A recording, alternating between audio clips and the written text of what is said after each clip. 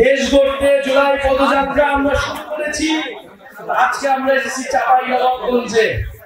আমরা এসেছি জুলাই গণঅভ্যুত্থানের বার্তা নিয়ে। আমরা এসেছি আপনাদের এলাকার সমস্যার কথা শুনতে। প্রিয় চাঁপাইবাসী, আমরা জানি চাঁপাইনবাবগঞ্জ আমাদের রাজধানী, কিন্তু দুঃখের বিষয় এত ঐতিহ্যবাহী জেলা হওয়া সত্ত্বেও এই আমকে এটাকে শিল্পের পর্যায়ে নিয়ে যেতে, এটাকে বিশ্বের মুখে তুলে ধরতে, এটাকে রপ্তানি করতে কোন ধরনের উদ্যোগ আমাদের কোন সরকারি নেই। প্রিয় চাঁপাইনবাবগঞ্জবাসী, আমরা জানি চাঁপাইনবাবগঞ্জ রেশম শিল্পের জন্য বিখ্যাত, কিন্তু এই রেশম শিল্প দিনে দিনে হারিয়ে যাচ্ছে। কোন ধরনের উদ্যোগী নেওয়া হয়নি আমাদের এই জাতীয় শিল্পকে বাঁচিয়ে রাখার জন্য।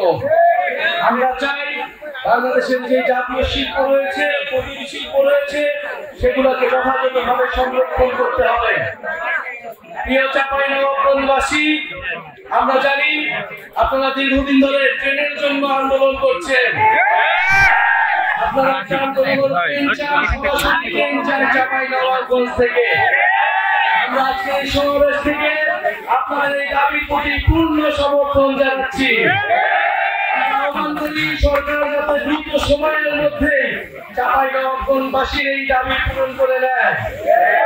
প্রিয় চাঁপাইনবাবগঞ্জবাসী, চাঁপাইনবাবগঞ্জ আমাদের সীমান্তে প্রতিরোধের প্রতীক।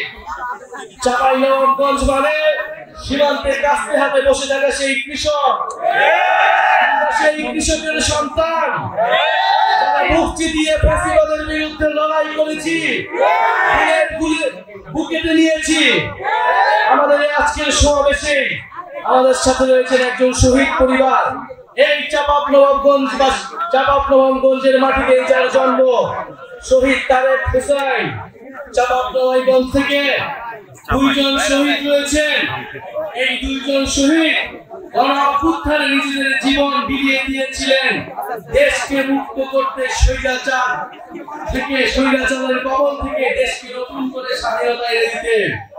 আমরা সেই শহীদদের শ্রদ্ধা ভরে স্মরণ করি এবং সেই শহীদরা যেই আকাঙ্ক্ষার জন্য, যেই বাংলাদেশের জন্য জীবন দিয়েছিল, নতুন বাংলাদেশ বিনির্মাণ করতে পারি। প্রিয় চাঁপাইবাসী, আজকে অনেক কথা বলার ছিল, কিন্তু জানি আপনারা অনেকক্ষণ ধরে অপেক্ষা করছেন। শুধু এতটুকুই বলতে চাই, গণঅভ্যুত্থানের পরে আমরা একটা নতুন বাংলাদেশ চেয়েছি। গণঅভ্যুত্থানের পরে আমরা রাষ্ট্রের মৌলিক সংস্কার চেয়েছি। গণঅভ্যুত্থানের পরে আমরা গণহত্যাকারীদের বিচার চেয়েছি। আমরা জুলাই ঘোষণাপত্র এবং জুলাই সনদ চেয়েছি। প্রিয় চাঁপাইবাসী, আমরা জানি এই সকল দাবি আপনাদের দাবি। চাঁপাইনবাবগঞ্জে কর্মসংস্থানের কোনো ব্যবস্থা নেই। এখানে শিক্ষা, চিকিৎসায় এই এলাকার মানুষ দীর্ঘদিন ধরে বৈষম্যের শিকার, অবহেলিত হয়ে রয়েছে। আমরা এই সকল বৈষম্য থেকে দূর হবে বাংলাদেশের সকল জেলা, সেই স্বপ্ন দেখি। প্রিয় এলাকাবাসী, আমরা আজকে এসেছি আপনাদের কাছে জুলাই গণঅভ্যুত্থানের বার্তা নিয়ে। যেই বার্তা একটা ইনসাফ ভিত্তিক রাষ্ট্র কায়েমের জন্য আমাদেরকে স্বপ্ন দেখায়, যেই বার্তা একটা বৈষম্যহীন বাংলাদেশের স্বপ্ন দেখায়। আমরা সেই বাংলাদেশের স্বপ্ন দেখি। আমরা স্পষ্টভাবে আজকের সমাবেশ থেকে বলতে চাই, সীমান্তে বিএসএফ আন্তর্জাতিক আইন লঙ্ঘন করে এখানে গ্রেনেড মারে, বিস্ফোরণ ঘটায়। আমরা কিন্তু এই সব আগ্রাসন আর মেনে নিব না। অনেক কাল হয়েছে, সীমান্তে অনেক বাহাদুরি হয়েছে, সেই বাহাদুরির দিন শেষ হয়েছে।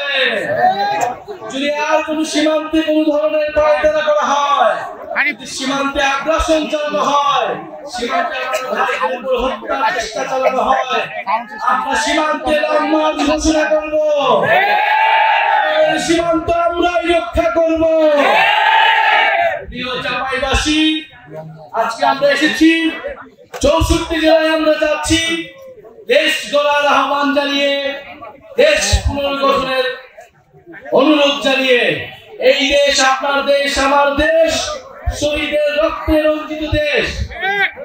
যেই তারেক এই চাঁপাইনবাবগঞ্জের বাসিন্দা, মাত্র 16-17 বছর বয়স, কাঠের দোকানে কাজ করত, সেও এই জুলাই গণঅভ্যুত্থানে অংশ নিয়ে শহীদ হয়েছে। আপনার সন্তানেরা শহীদ হয়েছে, আহত হয়েছে দেশ সংস্কারের জন্য, নতুন বাংলাদেশের জন্য, সমৃদ্ধ বাংলাদেশের জন্য। সেই স্বপ্ন পূরণ করা আপনার আমার দায়িত্ব। আপনার আমার কাছে সেই স্বপ্ন হচ্ছে আমানত। সেই আমানতের খেয়ানত আমরা করতে পারি না।